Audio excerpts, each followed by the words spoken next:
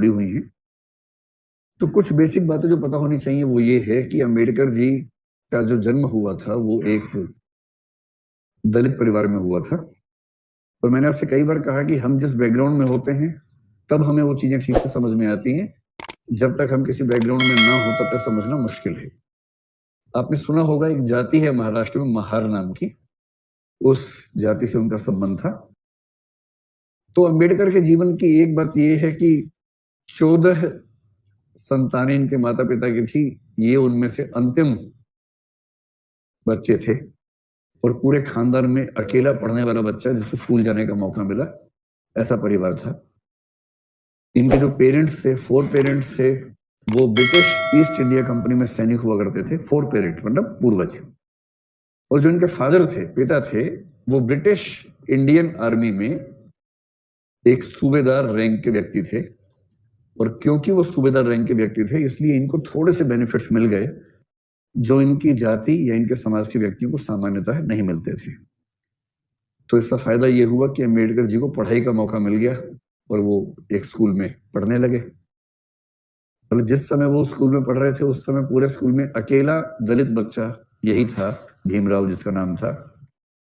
अम्बेडकर नाम तो बाद में पढ़ा, उनके गांव के नाम से पड़ गया।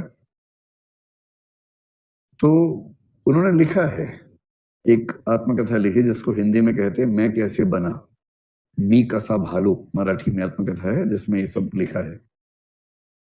तो स्कूल में एंट्री तो मिल गई पर स्कूल में बाकी बच्चों के बराबर अधिकार इनको नहीं थे। जैसे बाकी बच्चों के साथ बैठने का अधिकार नहीं था, उनसे अलग बैठना होता था। पूरे स्कूल के सारे बच्चों के लिए पानी पीने की व्यवस्था थी, इनके लिए नियम था कि ये अपने हाथ से पानी नहीं पी सकते हैं। कोई एम्प्लॉय स्कूल का होगा सवर्ण, वो मटके से पानी लेके दूर से इनको पिलाएगा ताकि बर्तन टच ना हो जाए। और इन्होंने लिखा है कि कई बार ऐसा होता था स्कूल में कि जिस दिन वह सहायक छुट्टी पर है जिससे ये पानी पी सकते हैं, और दिन दिन भर बिना पानी के उनको कैसे रहना पड़ता था, ऐसे जिक्र उन्होंने खूब किए। बाद में संयोग इनका बड़ा अच्छा था। संयोग ये था कि इनको एक वजीफा मिला बड़ौदा नरेश की वजह से। आपने कोल्हापुर का भी जिक्र सुना होगा, साहू जी महाराज का जिक्र सुना होगा। इन दोनों व्यक्तियों का नाम बहुत ज्यादा आता है जिन्होंने जो दलित मूवमेंट भारत में विकसित हुआ उसमें मदद की। और फिर ये बड़ौदा राज्य से स्कॉलरशिप लेकर बाहर पढ़ने के लिए चले गए, जिसमें कंडीशन ये थी कि जब लौट के आएंगे तो ये वहां सिविल सर्वेंट बनेंगे, आज की भाषा में कहें तो पीसीएस ऑफिसर बनेंगे, ये अंडरस्टैंडिंग थी।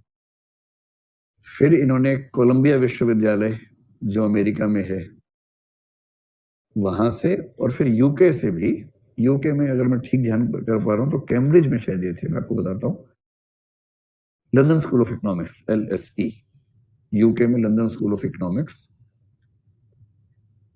अम्बेडकर को खारिज करने वाले अम्बेडकर के पैर की धूल के बराबर भी नहीं है पढ़ाई लिखाई के मामले में।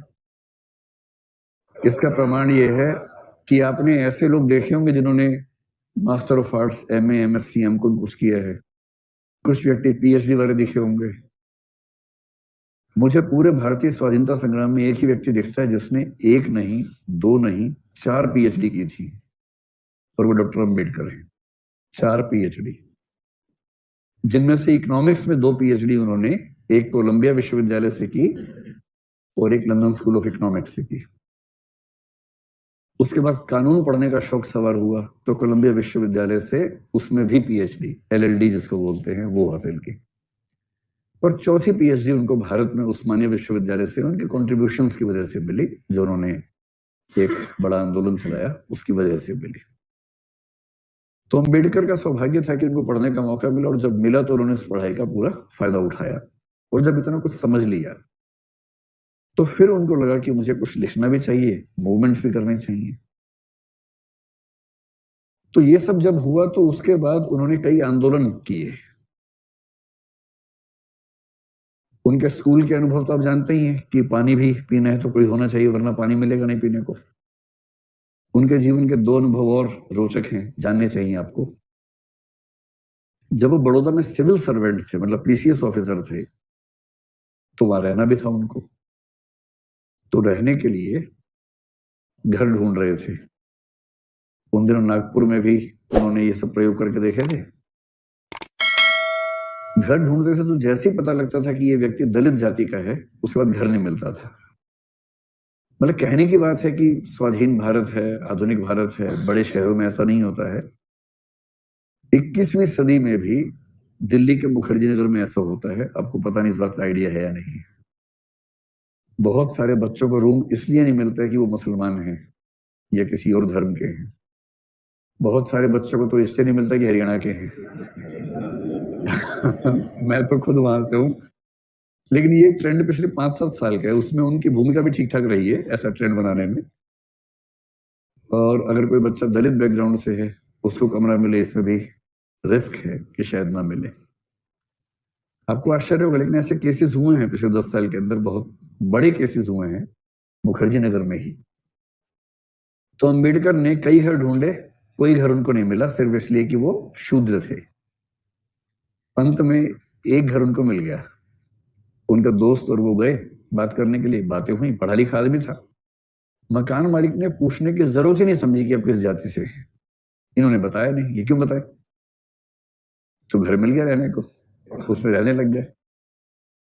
और फिर एक दिन जब सुबह उठे तो इन्होंने सुना कि बहुत शोर आ रहा है आसपास से।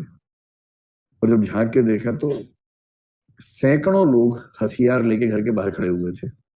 हथियार में लाठी भाला वो सब। और वो सब इनको जान से मारने पर उतारू थे। मकान मालिक भी उसमें शामिल था कि मुझे बिना बताए मेरे घर में आके रहा और मेरे घर को अपवित्र कर दिया इस आदमी ने। और उस दिन काम तमाम था, लेकिन एक दो मित्रों के सहयोग से पता नहीं कौन से रास्ते से निकले और जान बची। और ऐसा एक और वाकया हुआ। एक नदी पार करनी थी एक भाषण देने के लिए। तांगे वाले 3-4 से सबने मना कर दिया, एक ही तैयार हुआ। उस तांगे पर बैठ के नदी पार कर रहे थे। रास्ते में पुल, उस समय बहुत कच्चे टाइप का पुल था, और रास्ते में उस तांगे का पहिया निकल गया और तांगा नदी में गिरते गिरते बचा। खैर, ये बच गया किसी तरह से। बाद में पता चला कि वो एक साजिश थी कि इस व्यक्ति को नदी के ऊपर ले जाओ और जो पहिया है उसको लूज कर दो, ताकि रास्ते में ये नदी के अंदर गिरे और इसकी मौत हो जाए। ये सारे इंसिडेंट्स अंबेडकर ने अपने साथ झेले थे। आप समझ सकते हैं कि एक व्यक्ति जब वंचित वर्ग से आएगा, खूब पढ़ लिख जाएगा, अधिकारों की मांग करेगा, तो जो समाज का तबका पहले से पावर में है वो उसको आराम से एक्सेप्ट करेगा या उसको रोकना चाहेगा? रोकना चाहेगा।